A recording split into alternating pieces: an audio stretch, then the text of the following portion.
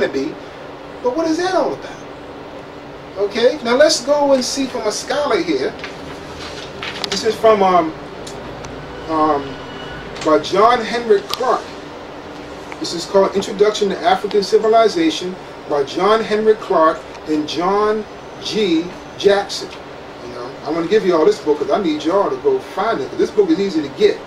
Okay, now this is on page 128 and 29. Okay,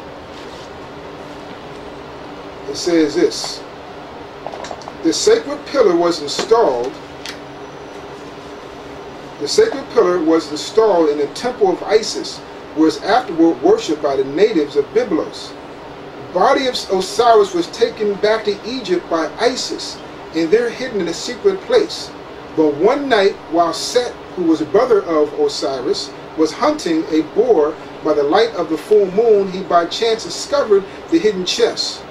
Proceeding then to open it, he took the body of Osiris, chopped it into 14 pieces. Osiris is the husband of Isis, by the way, and she buried her husband. Now Set, the brother who was jealous, found the body, and he said, cut it into 14 pieces and scattered them all over the land of Egypt. Isis later searched for and found all the parts of Osiris except one, the penis, and she buried each fragment where she found it. And that is why so many cities of Egypt claim possession of the grave of Osiris. The missing part of Osiris was the phallus, or the penis. So Isis made an image of it for use in the religious festivals of the Egyptians. Such is the myth of Osiris as told by Plutarch in his treatise on Isis and Osiris, with some fragmentary data from the ancient Egyptian literature. Now, is that something that you, from your spirit, you got to do, my sisters? If your man died, you got to make it. And when you read on down, she got her sister to make a cult, and they worship this phallic image. And you see this sometime going down to some of these nudist cults or occult gatherings. Witches, they worship the penis, and sometimes they go into all kind of religious rites and orgies. All coming from Osiris. This is where it comes from. Okay, so how intelligent really were the Egyptian nobility? Okay, that's what we're going to now, and how wicked they were. That's why the Lord tells you, he compares Egypt to America. America's great, intelligent, technology, but the leaders are wicked as hell, and they're doing so much dirt behind the scenes.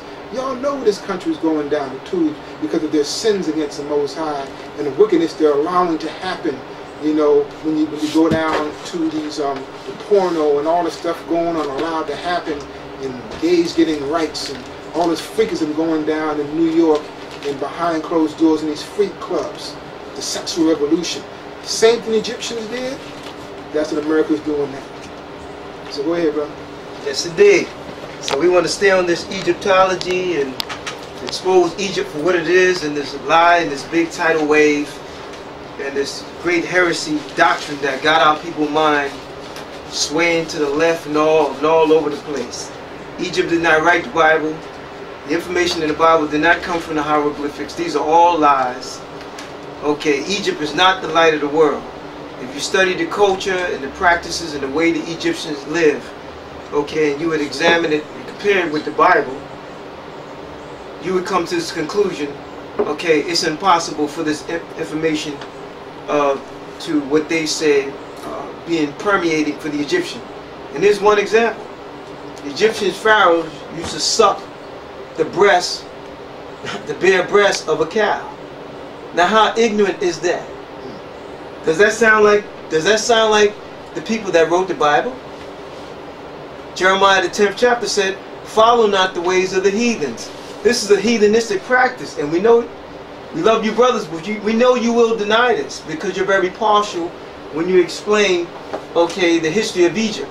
Matter of fact, you don't even really explain the history of Egypt.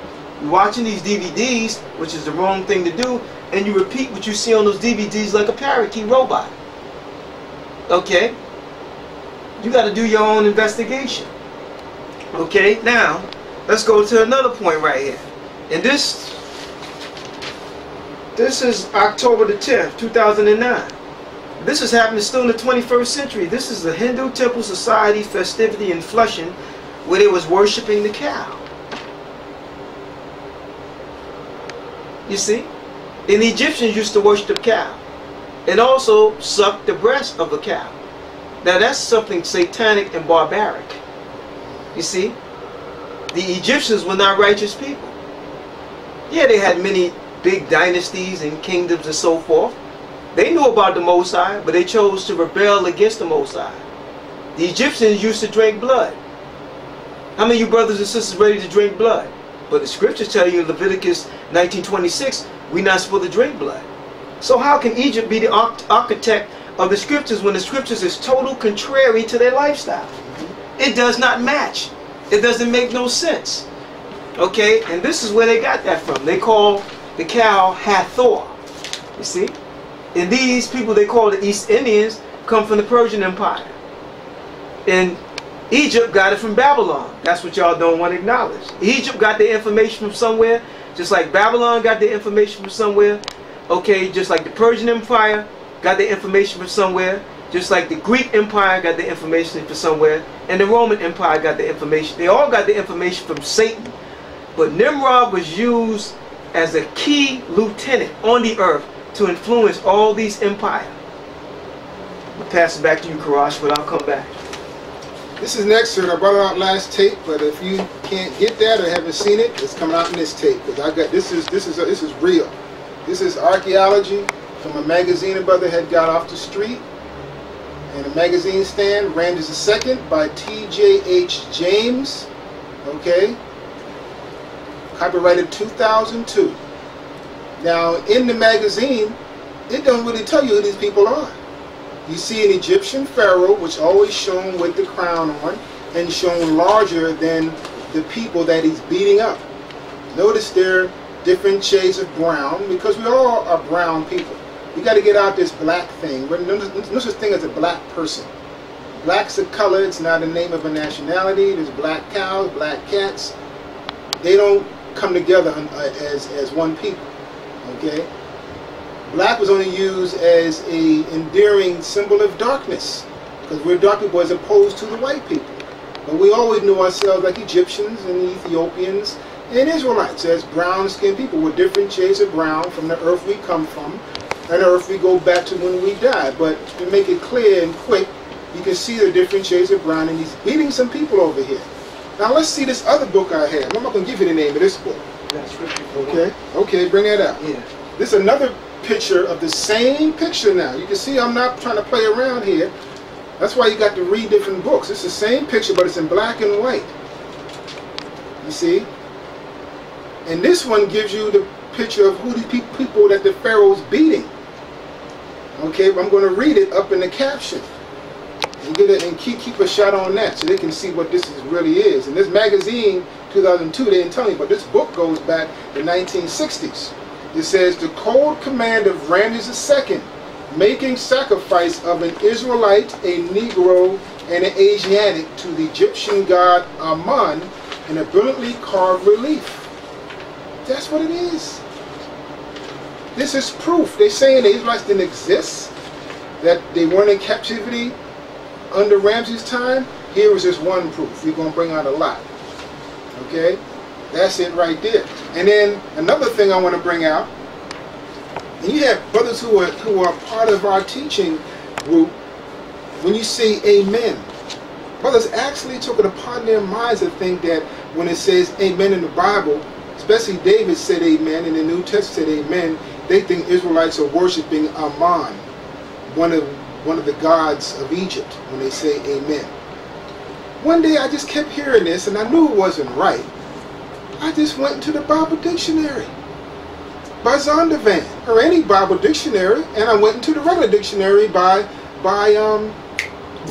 Webster. And it tells you amen is a Hebrew word that means so be it.